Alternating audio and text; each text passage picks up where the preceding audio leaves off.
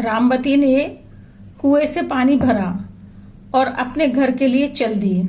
उसने देखा एक बुजुर्ग व्यक्ति उसी की तरफ आ रहे हैं। पास आकर रामवती से बोले, बेटा मैं प्यासा हूँ, क्या तू अपने घड़े से मुझे पानी पिला सकती है? रामवती बोली, हाँ बाबा, ये भी कोई पूछने की बात है। इतना कहकर उसने उन बाबा को बड़े प्यार से पानी पिला दिया। पानी पीकर बुजुर्ग ने धन्यवाद किया और आगे की तरफ चले गए। रामवती ने अपना घड़ा दोबारा पूरा भरा और कुछ देर बाद घर पहुंच गई। रामवती ने देखा कि जिन बुजुर्ग को मैंने पानी पिलाया है वह तो मेरे पिताजी के साथ चारपाई पर बैठे हैं। रामसुख रामवती के पिता थे। बंसीलाल और रामसुख एक दूसरे के दोस्त थे और दोनों अलग अलग गांव में रहते थे। कई सालों के बाद दोनों एक दूसरे से मिल रहे थे। जैसे ही रामवती घर पर आई, रामसुख ने कहा, भाई बंसीलाल, देख मेरी बेटी आ गई। मैं तुमको इसी के विषय में बात कर रहा था। बहुत ही होशियार तथा समझदार है, पर इसका दुर्भाग्य है कि इसकी माँ बचपन में हम दोनों को छोड़कर चली गई और ऊपर से ये गरीबी, जिसके कारण बेचारी अपना बचपन नहीं जी पाई।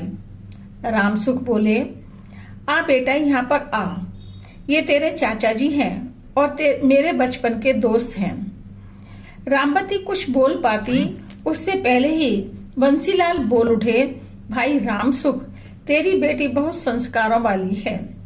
मैं जब तेरे घर के लिए आ रहा था तो बीच में कुआं पड़ा। मुझे बहुत तेज प्यास लग रही थी। मुझे कुएं के पास से यही आती हुई दिखी तो मैंने कहा, बेटी पानी पिला दो। इसने बड़ी इज्जत और आदर के साथ पानी पिलाया। कोई और लड़की होती तो या तो पानी नहीं पिलाती या फिर जाति पाति का चक्कर चलाती। तेरी बेटी बहुत परोपकारी भी है। अपनी प्रशंसा सुनकर रामवती शर्माकर घर में चली गई। रामसुख ने कहा, बेटा इतने वर्षों के बाद बंसीलाल आया है, अपने चाचा के लिए कुछ मीठा ले आ।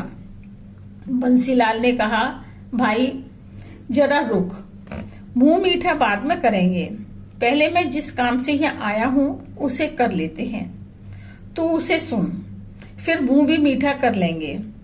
रामसुख बोला, हाँ भाई बता क्या बात है, घर में सब ठीक तो है ना? रामसुख की बात सुनकर बंसीलाल गंभीर हो गए और बोले, रामसुख भाई, मैं अपने बेटे के लिए तेरी बेटी का हाथ मांगना चाहता हूँ, अगर तू तैयार हो तो। अब मैं ये चाहता हूँ कि हम दोनों दोस्ती को रिश्तेदारी में बदल लें। रामसुख ये सुनकर खुश तो बहुत हुआ, पर अपनी गरीबी के कारण उदास हो गया। फिर भी उसने बंसीलाल से कहा, मेरे दोस्त, तेरी बात तो ठीक है, अगर तेरा बेटा तैयार है तो मुझे कोई ऐतराज नहीं है, लेकिन भाई मेरी हैसियत बहुत खराब है।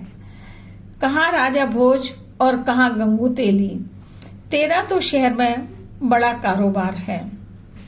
बंसीलाल जी बोले, तू पैसे की बिल्कुल भी चिंता मत कर, मैं सब देख लूंगा।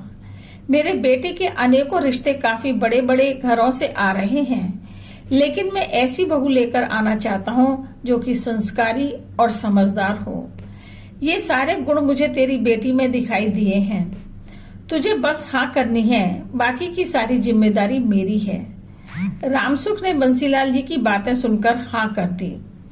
रामसुख जी सोच रहे थे कि भला ऐसा घर बैठे रिश्ता लड़के के लिए आ जाए तो कोई कैसे मना कर सकता है। रामसुख और बंसीलाल जी की सारी बातें रामवती भी चुपके से सुन रही थी। बंसीलाल जी बोले, देख अब बात हुई ना मिठाई खाने की, जल्दी से मिठाई मंगा और मुंह मीठा करा। अब मिठाई खाने का आनंद ही कुछ अलग होगा। रामसुख ने रामवती से मिठाई लाने को कहा। रामवती शर्माती हुई मिठाई की प्लेट लाई और वहां रखकर अंदर चली गई। रामसुख ने दोबारा रामवती को बुलाया और कहा, बेटा अब ये तुम्हारे ससुर हैं, तुम्हें इनके पैर छूकर आशीर्वाद लेना चाहिए। रामवती ने जल्दी से पैर छुए और अंदर चली गई। फिर बंसीलाल जी बोले, भाई मेरा बड़ा बेटा मनोज, मेरे शहर के कारोबार को देखता है और छोटा यश गांव की खेती की देखभाल करता है। मैंने मनोज को लड़की पसंद करने के लिए कहा तो वह बोला, पिताजी आप ही पसंद करके मेरी शादी कर दीजिए। रामसुख ने कहा, भाई तुम बड़े किस्मत वाले हो जो तुम्हारी ऐसी संतान है जो माँ बाप की इज्जत करती है। नसीब से ही मिलती है। भाई मेरी किस्मत खुल गई। मैं तो हर समय यही चिंता करता रहता था कि बिना माँ की बेटी की शादी न जाने कैसे हो पाएगी। बंसीलाल जी ने कहा, बस अब तेरी चिंता खत्म हुई। मैं सब शादी का इंतजाम कर दूंगा, तुझे कुछ भी नहीं करना है। अच्छा अब मैं चलता हूँ। बंसीलाल जी अपने घर चले गए। उनके जाने के बाद रामसुख ने अपनी बेटी से पूछा, बेटा तू इस रिश्ते से खुश है ना? रामवती बोली, पिताजी मुझे शादी नहीं करनी है। मेरे जाने के बाद आपका कौन ध्यान रखेगा? रामसुख बोले, बेटा ऐसा मत कह। हर बेटी को एक न एक दिन ससुराल जाना ही होता है। मैं अपना ध्यान खुद रख लूंगा। और फिर देख तेरी कितनी अच्छी किस्मत है, घर बैठे ही इतना अच्छा रिश्ता आया है, सुखी रहेगी। बंसीलाल जी मेरे बचपन के दोस्त हैं, बड़ी अच्छी आदत के हैं। वहां पर तुझे कोई भी परेशानी नहीं होगी। कुछ दिन बाद बंसीलाल जी ने 2 आदमी भेजे जो शादी का शुभ मुहूर्त बताकर चले गए। अब रामसुख ने शादी की तैयारियां शुरू कर दी। रामसुख ने शादी में खर्चा करने के लिए अपने खेत गिरवी रख दिए। शादी की पूरी तैयारी करने के बाद और शादी से 1 सप्ताह पहले रामसुख अपने समधी यानी बंसीलाल जी को मिलने के लिए गए। बंसीलाल जी उसको देखकर बहुत खुश हुए। दोनों गले मिले। बंसीलाल जी ने अपने परिवार के सदस्यों से परिचित करवाया तथा अपने दामाद मनोज को देखकर तो रामसुख बहुत खुश हुए। बंसीलाल जी ने कहा, भाई तुम यहाँ पर मेरे गांव आए हो, मुझे लगता है कि जरूर कोई बात है जो तुम्हें परेशान कर रही है। क्या बात है मुझे बता। रामसुख हाथ जोड़कर बोला, नहीं भाई कोई खास बात नहीं है। मैं तो यह बताने के लिए आया था कि मैंने शादी की सारी तैयारियां कर दी हैं। तुम एक बार आकर देख लो। अगर किसी चीज की कमी लग रही होगी तो उसे भी पूरी कर दूंगा। मैं ये नहीं चाहता कि मेरी किसी कमी के कारण तुम्हें अपने रिश्तेदारों के सामने बेइज्जत होना पड़े। बंसीलाल जी बोले, हाँ हाँ मुझे सब पता है। तेरे पास एक ही खेत था, वो भी तूने गिरवी रख दिया है। उससे जो पैसे मिले हैं उनसे तैयारी की है। ऐसा लगता है कि तू अपने दोस्त को पहचाना नहीं। तुझे मेरे ऊपर विश्वास नहीं था। मैंने पहले ही कह दिया था कि मैं सब कुछ तैयारी कर लूंगा, तो तुझे ये सब करने की क्या जरूरत आन पड़ी। रामसुख ये जानकर आश्चर्य में आ गया कि बंसीलाल को यह मालूम है कि मैंने खेत गिरवी रख दिया है। फिर भी उसने बंसीलाल जी को कहा, भाई तुमने कहा था पर मुझे माफ करना, लेकिन बेटी की शादी में कुछ खर्च करने का तो मेरा भी फर्ज है। रामसुख ये कहकर रोने लगा। तभी बंसीलाल जी ने अपने छोटे बेटे हरि को बुलाया और बिना बोले इशारे में ही उससे कुछ कहा। फिर बंसीलाल जी ने रामसुख के कंधे पर हाथ रखा। रामसुख ने अपनी गर्दन नीचे झुका रखी थी जैसे किसी अपराध से ग्रसित हो। बंसीलाल जी ने कहा, मेरे जिगरी दोस्त ये पकड़ अपनी अमानत, फिर आगे से ऐसा मत करना। इतना कहकर बंसीलाल जी ने खेतों के पेपर रामसुख को थमा दिए।